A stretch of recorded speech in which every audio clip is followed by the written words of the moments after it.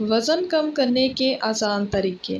वज़न कम करने के लिए ज़रूरी नहीं कि आपको भूखा रहना पड़े। इन चंद आसान तरीकों से आप बढ़ते हुए वज़न को कंट्रोल कर सकते हैं। नंबर 1, जब भी खाना खाएं, आप सलाद लाज़मी खाएं ताकि रोटी चावल की जगह आप इनसे पेट भर सकें।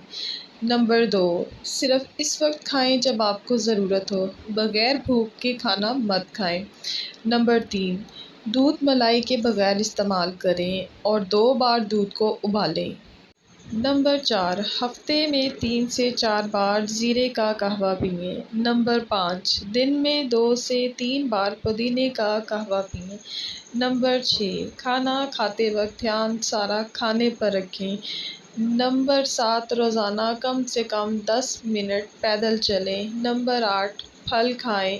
नंबर 9, रोज़ाना रात को खाने के बाद लाज़मी वॉक करें। नंबर 10, चिकनाई और मीठी चीज़ों से परहेज़ करें। नंबर 11, नींबू पानी का इस्तेमाल वज़न कम करने में मुफ़ीद है। मज़ीद अच्छी वीडियोज़ के लिए हमारे चैनल उर्दू वॉइस को सब्सक्राइब करें। शुक्रिया।